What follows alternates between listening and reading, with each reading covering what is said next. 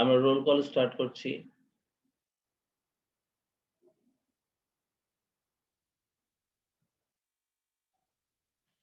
চারশো এক, 2, present sir. 3, 4, 5, present sir.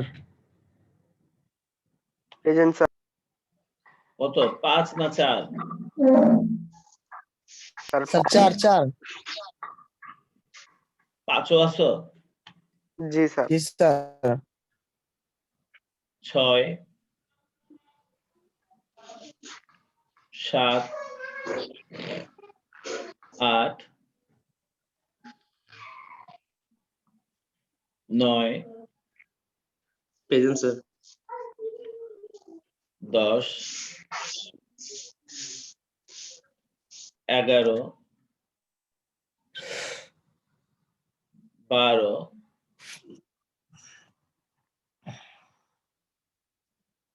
13, 14, 15, 16, 17, 18, 19, 20, 21, 22, yes sir. 23, 24, present sir. 25, 26, 27, present sir. 28, 29, 30, present sir.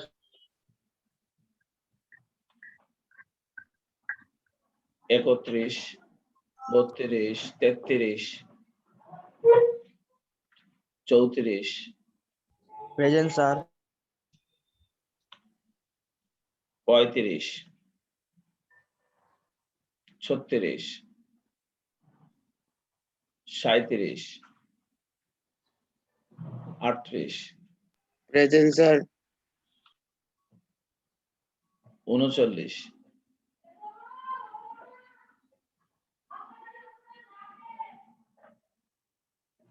40, 40 present sir. 41, 42, present sir. 43, 44, 45, present sir. 46, 47, 48, 49, 50, Yes, sir.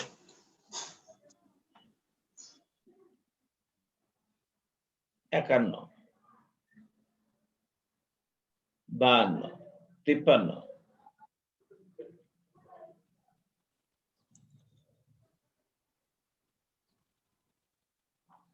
54, Yes.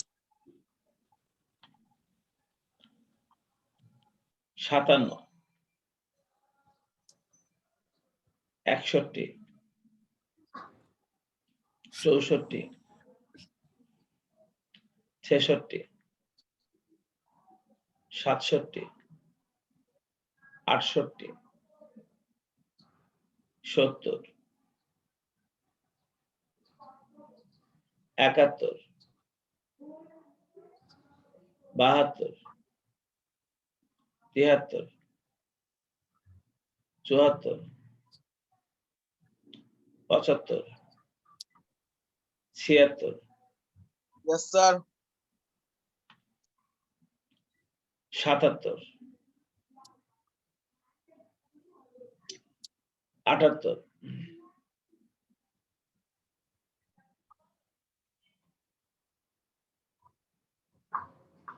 পরে আসছো এমন কেউ আছে? হাজিরা করতে পারোনি, পরে আসছো এমন কেউ আছে? নাই।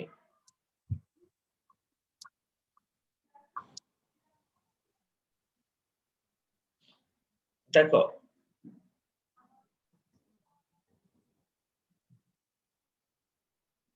আজকে আমরা যেহেতু সর্বপ্রথম তোমরা নিট বিক্রয় বের করা শিখেছ, তারপরে তোমরা বিক্রিত পণ্যের ব্যয়ও বের করা শিখেছ, কিন্তু তোমরা জানো যে নিট বিক্রয় থেকে বিক্রিত পণ্যের ব্যয়টা বাদ দিলেই আমরা কিন্তু মোট মুনাফা পেয়ে যাই।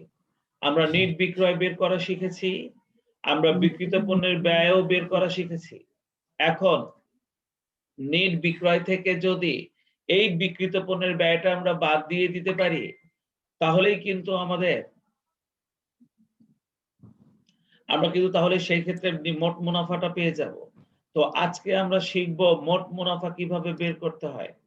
মোট মুনাফা কিভাবে বের করতে হয় সেটা আমরা আজকে শিখবো, এবং আজকে আমরা শিখবো কার সাথে, দেখি আজকে কার সাথে শেখা যায়।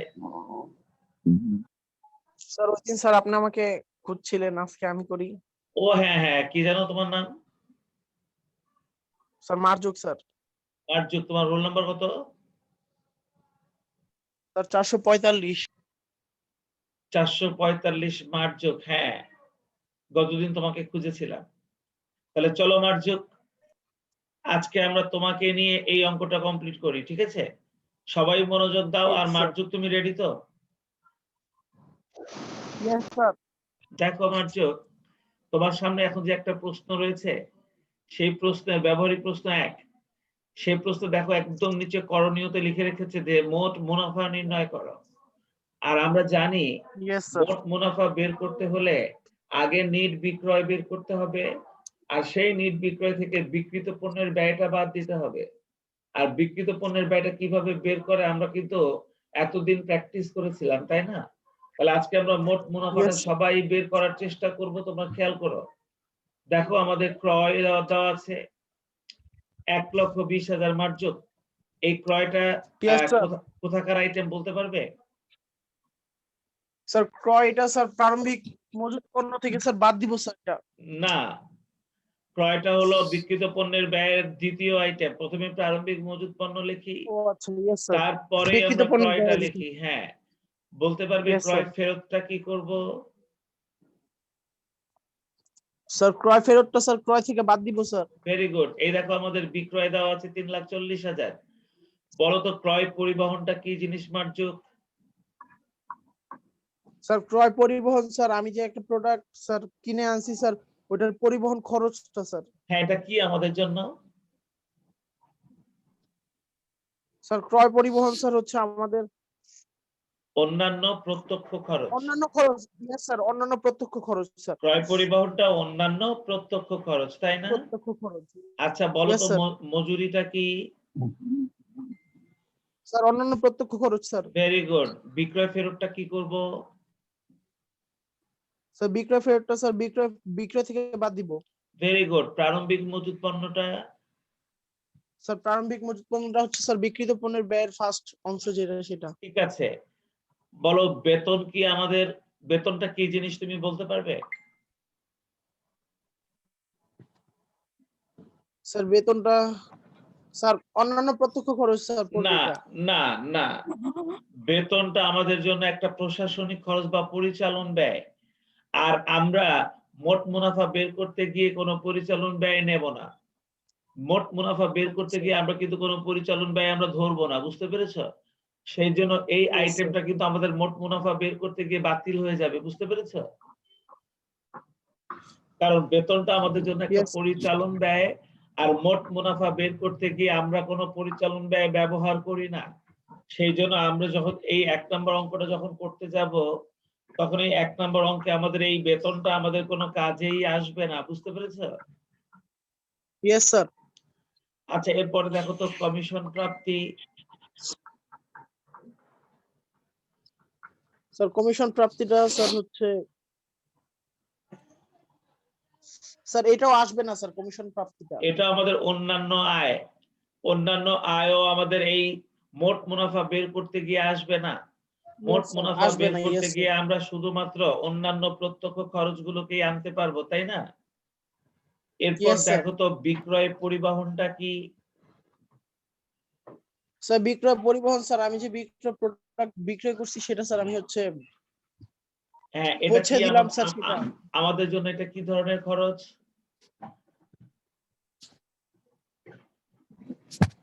স্যার আমাদের জন্য স্যার এটা অন্যান্য প্রত্যক্ষ খরচ স্যার।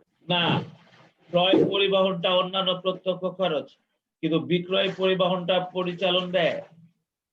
পরিচালন বিক্রয় ব্যয়, okay, পরিবহনটা স্যার। পরিচালন ব্যয়।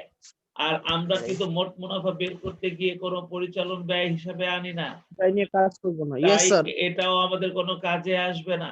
তাহলে আমি যে আইটেম হ্যাঁ, স্যার। তিনটাকে লাল আসসালামু করে আলাইকুম, স্যার। দিলাম, যে আইটেম তিনটাকে লাল করে দিলাম, এরা আমাদের মোট মুনাফা নির্ণয়ে কোনো কাজে আসবে না। তুমি কি বুঝছো মার্জুক? Yes, sir. তোমরা বাকিরা যারা দেখছো খুব মনোযোগ দিয়ে দেখো। আমরা অঙ্কটা করার আগে আইটেমগুলোকে চিনে নিচ্ছি।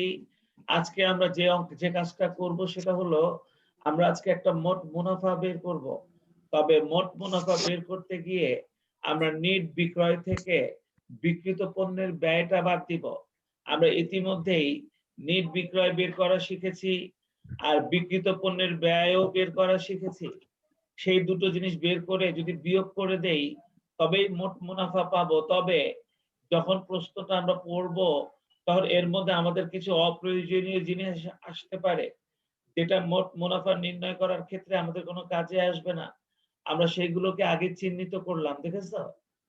এরপর দেখো তো নিচে যে সমন্বয়গুলো আছে, আমরা এবার একটু সমন্বয়গুলো পড়ে দেখি মার্জুক কতটুকু আমাদেরকে বলতে পারে। দেখো মার্জুক ক নাম্বার সমন্বয়ে ধারে পণ্য ক্রয় হিসাবভুক্ত হয়নি 12,000 টাকা। তুমি বলতে পারবে এই সমন্বয়টা তুমি কি করবে? স্যার এটা আমি স্যার ক্রয় হিসাবভুক্ত হয়নি। স্যার এটা আমি স্যার লিখবো না স্যার। এটা আমরা লিখবো। দেখো ধারে পণ্য স্যার ক্রয় যেটা হিসাবভুক্ত হয়নি এটাকে অলিখিত ক্রয় বলা হয়। অলিখিত ক্রয় সব সময় ক্রয়ের সাথে যোগ হয়ে যায়। দেখো আমি পণ্যটা ক্রয় করেছি কিন্তু হিসাব করি নাই, তাহলে কি এটাকে ক্রয়ের মধ্যে হিসাব করতে হবে না? তাই পণ্য যতই ক্রয় করব আমাদের ক্রয়ের পরিমাণটা ততই বাড়বে। তাই অলিখিত Yes, sir. ক্রয় সবসময় ক্রয়ের সাথে যুক্ত হয়ে যায়। তাহলে আমরা যে ক নাম্বার সমন্বয়টা পড়েছি ধারে পণ্য ক্রয় হিসাবভুক্ত হয়নি, আমরা কি করব? আমরা এই আইটেমটাকে অলিখিত ক্রয় নামে ক্রয়ের সাথে যোগ করে দিব। বুঝতে পেরেছো মার্জুক? Yes, sir. আচ্ছা, এরপরে দেখো তো মুনাফাবিহীন পণ্য বিক্রয় 5,000 টাকা। তুমি বলো তো মার্জুক এই সমন্বয়টা আমরা কি করব? এটা কিন্তু আমরা এর আগেও পেয়েছি। Yes, sir. বলো তো এটা কি করব? স্যার এটা স্যার বিক্রয়ের সাথে যোগ করব স্যার। মুনাফাবিহীন পণ্য বিক্রয়কে ভালো করে শুনে নাও, আরো একবার ভালো করে শুনে নাও। মুনাফাবিহীন পণ্য বিক্রয়কে বিক্রয় হিসাবেও গণ্য করা হয় না, ক্রয় হিসাবেও গণ্য করা হয় না। তাই মুনাফাবিহীন বিক্রয়কে আমরা সব সময় ক্রয় থেকে বাদ দিয়ে দেই, আবার বিক্রয় থেকেও বাদ দিয়ে দেই। মনে থাকবে? Yes, sir. দেখো মার্জুক, তুমি কাপড়ের ব্যবসা করো, তুমি জিন্সের প্যান্ট 500 টাকা দিয়ে কিনে আনো আর ওই জিন্সের প্যান্ট তুমি 800 টাকায় বিক্রি করো। এখন মার্জুক Yes, sir. আমি তোমার কাছে গেলাম, মার্জুক আমাকে একটা জিন্সের প্যান্ট দাও। তুমি আমাকে একটা জিন্সের প্যান্ট দিয়ে তুমি আমার কাছ থেকে অনলি 500 টাকা নিলা। বললো যে স্যার আমি আপনার কাছ থেকে বেশি মুনাফা নিব না, আমি যে দামে কিনে আনছি আপনি সেই দামই দিলাম। তো তার মানে হলো তুমি আমার কাছে কোনো প্রকারের মুনাফা ছাড়াই পণ্যটা বিক্রয় করেছো। বুঝতে পেরেছো? Yes, sir. অন্যান্য সবার কাছে তুমি কিন্তু মুনাফা ধরেই পণ্য বিক্রয় করো। তাই আমার কাছে যে Yes, sir. মালটা তুমি বিক্রয় করেছো সেটাকে তুমি বিক্রয় হিসেবে গণ্য করবে না। আর যেহেতু তুমি এই মালটা কিনতে গিয়ে যত টাকা তোমার খরচ হয়েছিল আমি তোমাকে তত টাকা দিয়ে দিয়েছি, তাই তুমি এটাকে ক্রয় থেকেও বাদ দিয়ে দিবা, যে আমি এটা ক্রয় থেকেও বাদ দিয়ে দিব, কারণ আমি এই মালটা কিনি নাই বলে ধরে নেব। বুঝতে পেরেছো? তো তার মানে Yes, sir. আমার টাকা দিয়ে তুমি আমাকে একটা মাল এনে দিয়েছো, আমার টাকা দিয়ে তুমি আমাকে একটা মাল এনে দিয়েছো, তুমি আমার কাছে মাল বিক্রয়ও করো নাই, আমার ওই মালটা তুমি কিনেও আনো নাই। তাই যদি কখনো মুনাফাবিহীন পণ্য বিক্রয় করা হয় তাহলে ওই ঘটনাটাকে একই সাথে বিক্রয় হিসাবেও গণ্য করা হয় না, ক্রয় হিসাবেও গণ্য করা হয় না। পূর্ণ করা হয় না। তাই মার্জক মুনাফাবিহীন পণ্য বিক্রয়কে আমরা একই সাথে বিক্রয় থেকেও বাদ দেই, আমরা একই সাথে ক্রয় থেকেও বাদ দেই। তুমি কি মনে রাখতে পারবে এটা? Yes sir. আচ্ছা, এরপরে বলতো সমাপনী মজুত পণ্য মূল্যায়ন করা হয়েছে ৫৫,০০০ টাকা। এটা আমরা কোন কাজে ব্যবহার করি? স্যার এটা আমরা অলিখিত ক্রয়ের পরে স্যার, অলিখিত না স্যার, অন্যান্য প্রত্যক্ষ খরচের পরে স্যার সবকিছু যোগ করে এরপরে স্যার এই সমাপনী মজুত পণ্য থেকে স্যার এটা বাদ দিই। সমাপনী মজুত পণ্যটা আমরা বাদ দেই, সবকিছু যোগ করার বাদ পর দেই, yes, sir. অন্যান্য প্রত্যক্ষ খরচ সব যোগ করার পর বিক্রিত পণ্যের ব্যয় নির্ণয় করার জন্য আমরা এই সমাপনী মজুত পণ্যটা ওখান থেকে বাদ দিয়ে দেই। ভেরি গুড, বাদ দিই, sir. হ্যাঁ হয়েছে। তুমি মার্জক এর পরের সমন্বয়টা বলো, ঘ নাম্বার। আগুনে বিনষ্ট পণ্য ৭,০০০ টাকা। তুমি বলতে স্যার এটা পারবে অন্যান্য প্রত্যক্ষ খরচ। না, অন্যান্য প্রত্যক্ষ খরচ না। কোনো মাল যদি আগুনে বিনষ্ট হয় তাহলে তোমার ক্রয়কৃত পণ্যই নষ্ট হয়ে যায়, কমে যায়। সেই জন্য এটাকে ক্রয় থেকে বাদ দিয়ে দিতে হয়, বুঝছো মার্জক? Yes sir. আগুনে পুড়ে যদি তোমার কোনো মাল নষ্ট হয়ে যায় তাহলে এই নষ্ট হয়ে যাওয়া মালটা সব সময় তোমার ক্রয়কৃত পণ্যের পরিমাণটাকে কমিয়ে দেয়। সেজন্য আগুনে বিনষ্ট পণ্যকে সব সময় ক্রয় থেকে বাদ দিতে হয়, মনে থাকবে? Yes sir. এরপর দেখো নম্বর সমন্বয় বলছে মালিক কর্তৃক ব্যক্তিগত প্রয়োজনে পণ্য উত্তোলন ৪,০০০ টাকা। মালিক কর্তৃক ব্যক্তিগত প্রয়োজনে পণ্য উত্তোলন ৪,০০০ টাকা। তুমি বলতে পারবে মার্জক এই নম্বর সমন্বয়টা আমরা কিভাবে লিখব?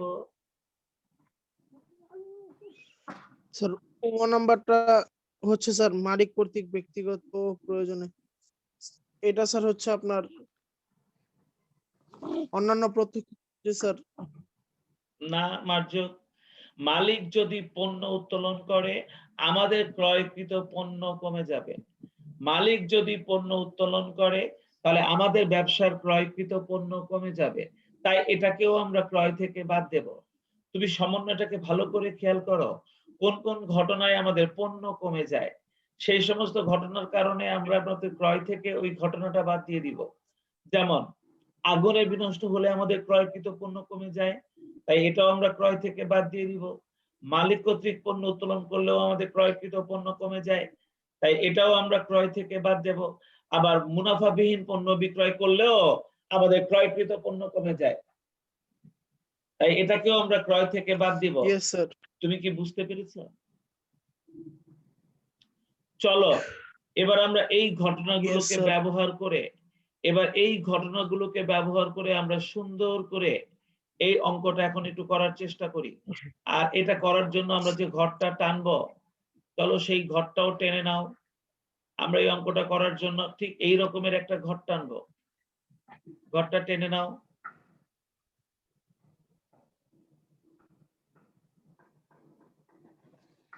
আমি অঙ্কটাকে নিচে নিয়ে নিলাম, ঠিক এই রকমের একটা ঘর টেনে ফেলো মার্জক, তাড়াতাড়ি তোমরা সবাই Yes, sir. টেনে ফেলো। আজকে আমরা মোট মুনাফাটা নির্ণয় করা শিখবো। কিভাবে মোট মুনাফা বের করে আমরা এখন সেটা দেখব, এবং এখান থেকে আমরা মোট মুনাফাটা নির্ণয় করা শিখব। বাকিরা সবাই ঘর টানছো তো? বাকিরা সবাই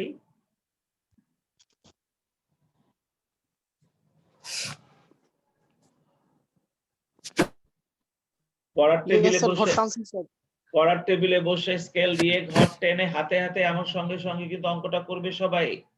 আমার সঙ্গে যখন হাতে হাতে অঙ্কটা করবে তখন অঙ্কটা তোমার কাছে অনেক ভালো লাগবে এবং অঙ্কটা তোমার কাছে সহজ লাগবে। তোমরা সবাই আমার সঙ্গে সঙ্গে হাতে হাতে অঙ্কটা করছো তো? Yes sir. মার্জক, আমরা যখন মোট মুনাফা বের করতে চাই তাহলে সর্বপ্রথম আমাদেরকে বিক্রয়টা লিখতে হবে। Yes sir. তাহলে চলো আমরা সর্বপ্রথম বিক্রয়টা লিখে ফেলি। আমরা প্রথমেই লিখব বিক্রয়।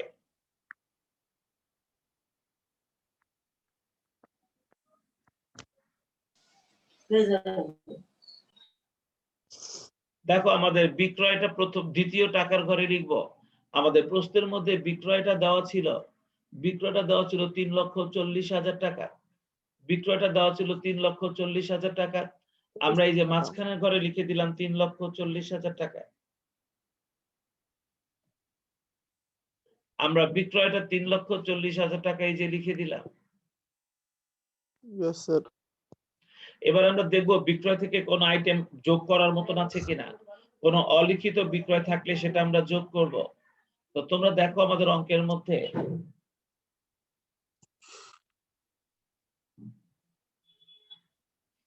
অঙ্কের মধ্যে অলিখিত বিক্রয় আছে কিনা। আমাদের কোনো অলিখিত বিক্রয় নেই। তাহলে বিক্রয় থেকে যে আইটেম গুলো বাদ যাবে, যেমন এই যে বিক্রয় ফেরত আছে 13,000, এটা আমরা বিক্রয় থেকে বাদ দিয়ে দিব। তাহলে চলো আমরা বাদ দিয়ে দেই। Yes, sir. বিক্রয় থেকে আমরা বাদ দিয়ে দিই। যেহেতু অলিখিত বিক্রয় নেই, তাই যোগ করার মতন কোনো আইটেম নাই। আমরা সবসময় যোগ করার আইটেম গুলোকে আগে লিখি। তাহলে এখন আমরা বাদ দিয়ে Yes, দিব। sir. আমরা বাদ দিয়ে দিব প্রথমে বিক্রয় ফেরত। দেখো আমরা বিক্রয় ফেরতটা বাদ দেব। আমাদের বিক্রয় ফেরতের পরিমাণটা কত ছিল অঙ্কের মধ্যে একবার দেখে নাও। আমাদের বিক্রয় 13,000 ফেরতটা ছিল 13,000। 13,000, sir. 13,000. তাহলে আমরা 13,000 টাকা বিক্রয় ফেরত এই যে লিখে দিলাম। আমরা আর কোন আইটেম বাদ দিব দেখে নেই। বিক্রয় থেকে বাদ দিব আমরা আর কোন আইটেম একটু দেখে নেই। দেখো ওই যে মুনাফাবিহীন পণ্য বিক্রয় ছিল, আমি বলেছি না Yes, sir. মুনাফাবিহীন পণ্য বিক্রয়, ওটা বিক্রয় থেকেও বাদ যাবে, ক্রয় থেকেও বাদ যাবে। কোথায় দেওয়া ছিল এটা? ওই দেখো সমন্বয়ের মধ্যে মুনাফাবিহীন পণ্য বিক্রয় ছিল 5,000 টাকা, দেখেছো? Yes, sir. তাহলে চলো আমরা লিখে দেই বাদ মুনাফাবিহীন পণ্য বিক্রয়। Yes, sir. আমরা মুনাফাবিহীন পণ্য বিক্রয় করেছিলাম 5,000। আমাদের বিক্রয় থেকে বাদ দেওয়ার মতো আমাদের আর কোনো ঘটনা নেই। তাহলে চলো Yes, sir. এই দুটো ঘটনা এখন আমরা যোগ করে আমরা বিক্রয় থেকে বাদ দিয়ে দেই। তাহলে 18,000 টাকা, sir. 18,000 টাকা আমরা এখন বিক্রয় থেকে বাদ দিয়ে দিব। তাহলে 3,40,000 টাকা থেকে এই 18,000 টাকা যখনই তুমি বাদ দিয়ে দেবে, তখনই কিন্তু তুমি নিট বিক্রয়ের পরিমাণটা পেয়ে যাবে। Yes, sir. দেখো তো তোমার নিট বিক্রয়ের পরিমাণটা কত টাকা হয়? Sir, 3,22,000, sir. 3,22,000 টাকা। আমরা 3,22,000 টাকা পেয়ে গেলাম আমাদের নিট বিক্রয়ের পরিমাণ। আমরা নিট বিক্রয়ের পরিমাণটা 3,22,000 টাকা লিখে ফেললাম। এটাকে আমরা বলবো নিট বিক্রয়। চলো এটা নাম দিয়ে দেই নিট বিক্রয়। তাহলে আমরা নিট বিক্রয়টা পেয়ে গেলাম।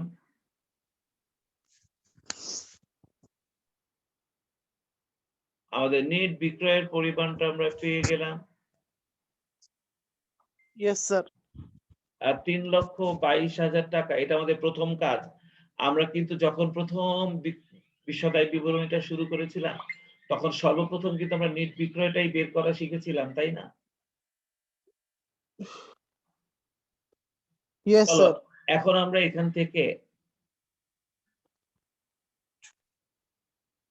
এখান থেকে বাদ দেব বাদ বিক্রিত পণ্যের ব্যয়।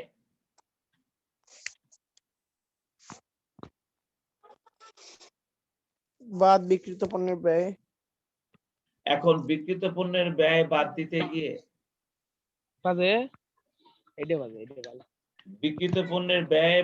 গিয়ে আমরা কোন কোন আইটেম লিখবো চলো দেখি। আমরা বিক্রিত পণ্যের ব্যয় লিখে ফেললাম। Yes, sir. এবার বিক্রিত পণ্যের ব্যয় বের করতে গিয়ে বলো তো মাযুক আমরা সর্বপ্রথম কোন আইটেমটা লিখি? স্যার, প্রারম্ভিক মজুত পণ্য। Very good. চলো আমরা প্রারম্ভিক মজুত পণ্যটা লিখে ফেলি আমাদের এই অঙ্কটার মধ্যে। প্রারম্ভিক মজুত পণ্যটা 60,000 টাকা ছিল। 60,000 টাকা। আমাদের প্রারম্ভিক মজুত পণ্যটা 60,000 টাকা ছিল। আমরা সর্বপ্রথম প্রারম্ভিক মজুত পণ্যটা 60,000 টাকা লিখে দেই। আর এটা আমরা লিখে দিব দ্বিতীয় টাকার ঘরে। প্রারম্ভিক মজুদ পণ্যটা আমরা সবসময় দ্বিতীয় টাকার ঘরে লিখে দেই। আর ৬০,০০০ টাকা ছিল এটা আমাদের। Yes sir. আর বলো তো দেখি প্রারম্ভিক মজুদ পণ্যের পরেই মাঠযোগ আমরা কোন আইটেমটা লিখি? ক্রয় স্যার, ক্রয় অন্যান্য লিখি। খরচ যেগুলো। হ্যাঁ, ক্রয় লিখি, কিন্তু ক্রয়ের সঙ্গে কিন্তু সমন্বয় আছে, তাই আমরা ক্রয়টাকে Yes, sir. প্রথম টাকার ঘরে লিখব। Yes sir. ক্রয়ের সঙ্গে যে সমন্বয়গুলো আছে সেটা একটু দেখে দেখে আমরা সমন্বয়গুলোকে একটু লিখবো। তবে আগে লিখে নিই ক্রয়ের পরিমাণটা কত দেওয়া আছে, ১,২০,০০০। তাহলে প্রথমেই আমরা ক্রয়ের পরিমাণটা ১,২০,০০০ টাকা এই যে লিখে দিলাম। ক্রয়ের সঙ্গে যে আইটেমগুলো যোগ হয় আগে সবার আগে তাদেরকে লিখতে হয়। আমরা দেখেছি আমাদের একটা অলিখিত ক্রয় ছিল। অলিখিত ক্রয় ক্রয়ের Yes, সাথে sir. যোগ হয়। সেইজন্য আমরা আগে যোগ দিয়ে দিব। যোগ অলিখিত ক্রয়। যোগ অলিখিত ক্রয়। আর আমাদের অলিখিত ক্রয়ের পরিমাণটা কত ছিল একটু দেখে নেই। আমাদের অলিখিত ক্রয় ছিল ১২,০০০ টাকা। তাহলে অলিখিত ক্রয় ছিল 12,000 টাকা, ১২,০০০ yes, টাকা। sir. আমরা এটা ক্রয়ের সঙ্গে এই যে যোগ করে দিলাম ১২,০০০ টাকা। তাহলে অলিখিত ক্রয়ের সঙ্গে যোগ করে দাও ১২,০০০।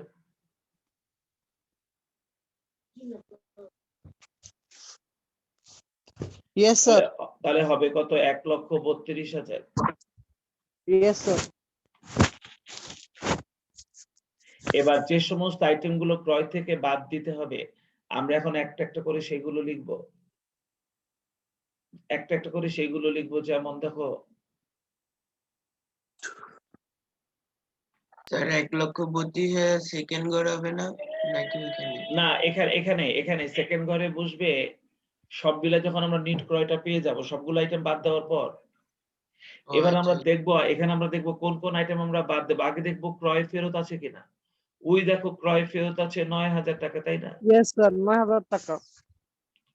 তাহলে ক্রয় ফেরত ৯,০০০ টাকা। ক্রয় ফেরত ৯,০০০ টাকা, এটা আমরা ক্রয় থেকে বাদ দেব। দেখো তো আমাদের রেওয়া মিলের ভিতরে ক্রয় থেকে বাদ দেওয়ার মতন আর কোন আইটেম আছে কিনা। নাই। সমন্বয়ে দেখো ধারে পণ্য ক্রয় এটা আমরা যোগ করে দিয়েছি।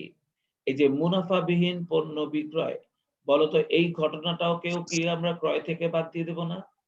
আমি না বলেছি Yes, sir. মুনাফাবিহীন পণ্য বিক্রয়টাও ক্রয় থেকে বাদ যায়, বিক্রয় থেকেও বাদ যায়। বিক্রয় থেকেও বাদ যায়।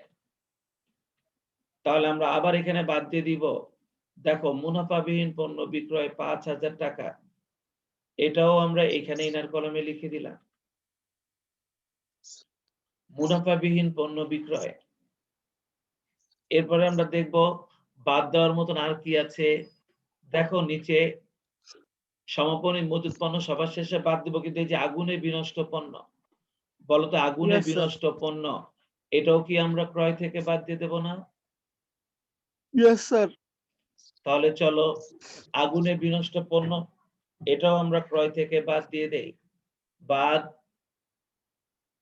আগুনে বিনষ্ট পণ্য ৭,০০০ টাকা, এটাও আমরা ক্রয় থেকে বাদ দিয়ে দিব। Yes, এরপরে sir. দেখো ক্রয় থেকে বাদ দেওয়ার মতন আর কোনো আইটেম আছে কিনা।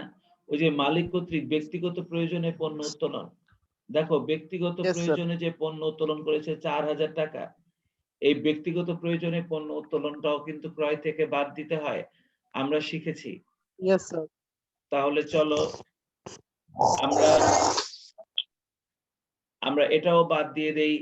বাদ ব্যক্তিগত প্রয়োজনে পণ্য উত্তোলন ৪,০০০ টাকা, ব্যক্তিগত প্রয়োজনে পণ্য উত্তোলন ৪,০০০ Yes, sir. টাকা এই যে আমরা নিয়ে নিলাম। তাহলে তোমরা দেখো তো আমাদের ক্রয় থেকে বাদ দেওয়ার মতন সবগুলো আইটেমই তো লিখে ফেললাম, তাই না? Yes, sir. এগুলো সবগুলোকে এখন তুমি যোগ করে ২ নম্বর কলামে নাও, ১ নম্বর কলামে নাও। Okay, sir. দেখো আমরা মোট কত টাকা এখান থেকে বাদ দেব। Lord plus 18, 7, 20, sir 25,000 sir. তাহলে 25,০০০ টাকা আমরা এখান থেকে বাদ দিয়ে দিব। যদি 25,০০০ টাকা আমরা এখান থেকে বাদ দিয়ে দেই তাহলে কিন্তু আমরা আমাদের নিট ক্রয়ের পরিমাণটা পেয়ে যাব আর যেটা আমরা এখন 2 নম্বর কলামে লিখতে পারবো, এই 25,000 টাকা বাদ দেওয়ার পর এটাই আমরা এখন 2 নম্বর কলামে লিখতে পারবো প্রারম্ভিক মজুদ পণ্যের নিচে। দেখো তো 1,32,000 থেকে 25,000 বাদ দিলে কত টাকা থাকে? Sir 1,07,000 sir. তাহলে 1,07,000 টাকা আমি ক্রয়ে লিখে দিলাম। তাহলে প্রারম্ভিক মজুদ পণ্য লেখা হলো, আমরা ক্রয়ের সঙ্গে যোগ বিয়োগ করে নিট ক্রয়টা লিখে ফেললাম। মার্জক বলো তো এবার আমি অন্যান্য প্রত্যক্ষ খরচগুলো একটা একটা করে লিখবো না? Yes sir. তাহলে চলো দেখি আমাদের প্রশ্নের মধ্যে অন্যান্য প্রত্যক্ষ খরচ কোনটা কোনটা আছে। এই যে আমরা একটা ক্রয় পরিবহন পেলাম, ক্রয় পরিবহনটা Yes, sir. অন্যান্য প্রত্যক্ষ খরচ। তাহলে ক্রয় পরিবহনটা অন্যান্য প্রত্যক্ষ খরচ 12,000 টাকা। এই ক্রয় পরিবহনটাও আমরা এখন লিখব, তাই না? Yes sir. Yes sir. তাহলে চলো ক্রয় পরিবহনটাও লিখে ফেলি। ক্রয় পরিবহনটা 12,000 টাকা। 12,000 টাকা লিখে দেই ক্রয় পরিবহন।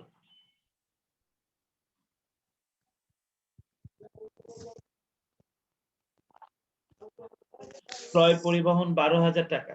12,000 টাকা। Yes sir. এরপর দেখবো আমাদের অন্যান্য প্রত্যক্ষ খরচের মধ্যে কোনটা লিখবো। মজুরি আছে 45,000 টাকা। এই মজুরিটাও আমাদের অন্যান্য প্রত্যক্ষ খরচ। Yes sir. চলো মজুরিটা ছিল 45,000 টাকা, এটাও লিখে দেই। মজুরি 45,000 টাকা, এটাও অন্যান্য প্রত্যক্ষ খরচ। এই যে মজুরি 45,000 টাকা লিখে দিলাম।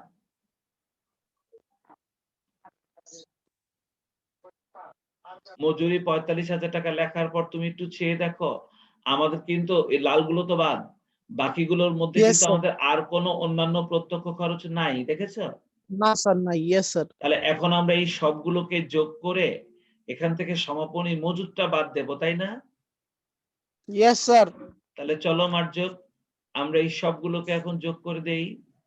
এই সবগুলোকে যোগ করে দিয়ে যোগফলটা কত হয় আমরা একটু দেখি। দেখো তো সবগুলো যোগ করলে যোগফলটা কত হয়? স্যার একটু স্যার।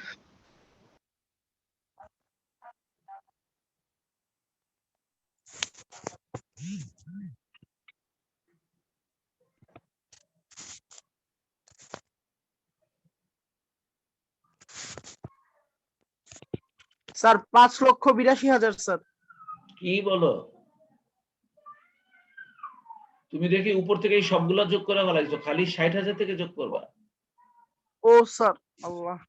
শুধু 60,000 থেকে এই চারটা যোগ করবা, এই চারটা।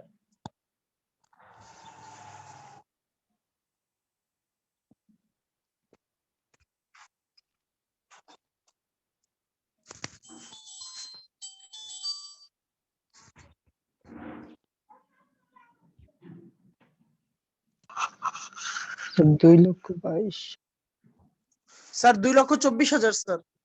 তাহলে তো আমি ঠিকই লিখেছি না? 2,24,000ই হবে যোগফল। Yes sir. এবার আমরা এই যে যোগফলটা 2,24,000 লিখেছি, এবার এখান থেকে আমরা বাদ দিয়ে দিব, এখান থেকে আমরা বাদ দিয়ে দিব সমাপনী মজুদ পণ্য, ঠিক না? Yes sir.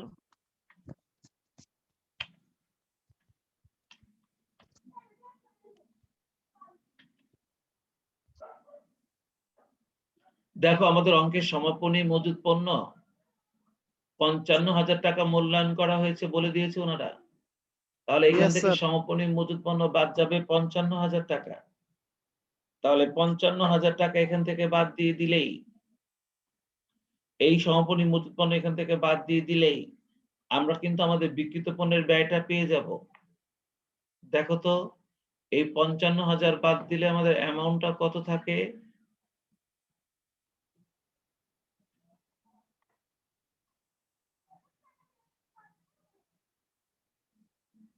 তো 2,24,000 থেকে 55,000 বাদ minus 55,000 স্যার 1,69,000। 1,69,000 টাকা হবে আমাদের বিক্রিত পণ্যের ব্যয়। আর এখন আমি যদি 1,69,000 টাকা বিক্রিত পণ্যের ব্যয়ের টাকাটা ওই যে উপরে যে বিক্রয়টা আছে, এই যে উপরে যে 3,22,000 টাকা বিক্রয় আছে ওখান থেকে বাদ দিয়ে দেই, তবেই কিন্তু আমরা আমাদের মোট মুনাফা পেয়ে যাব। তার মানে এই যে বিক্রিত পণ্যের ব্যয়টা তুমি এখন বের করলে, তুমি যদি ওই 3,22,000 টাকা থেকে এই 1,69,000 টাকাটা বাদ দিয়ে দাও, তবেই কিন্তু তুমি তোমার মোট মুনাফাটা পেয়ে যাবে। দেখো তো তোমার মোট মুনাফার পরিমাণটা কত আসে? 1,53,000। তাহলে 1,53,000 টাকা চলে আসবে তোমার মোট মুনাফা।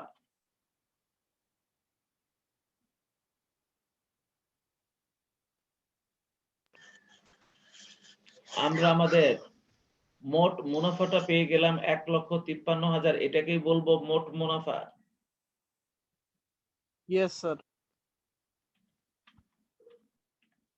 মোট মুনাফা এই যে আমাদের বের হয়ে গেল। মার্চুক, তুমি কি এটা বুঝছো? ইয়েস স্যার, বুঝছি স্যার। কিভাবে আমরা মোট মুনাফাটা বের করেছি তোমরা খেয়াল করেছো? এবং পরবর্তী ক্লাসে যখন আবার আমরা আরেকটা অঙ্ক করব তখন জিনিসটা আরো পরিষ্কার হবে। আর এরপর যখন 3 Yes, sir. নম্বর অঙ্কটা করব তখন পুরোপুরি পরিষ্কার হয়ে যাবে, কারণ বিক্রিত পণ্যের ব্যয় আমরা অলরেডি বের করা শিখে গেছি। এই তোমরা সবাই কি বুঝছো আমি যে অঙ্কটা করলাম আজকে? মোট মুনাফাটা বের sir. করলাম। Yes, sir. আচ্ছা, তোমরা একটু দ্রুত এখন একটু এই হাজিরাটার স্ক্রিনশট নাও। এমন কেউ আছো যার হাজিরা হয়নি, পরে আসছো, এমন কেউ আছো? Sir 433 sir. Sir 471 sir. 451 sir.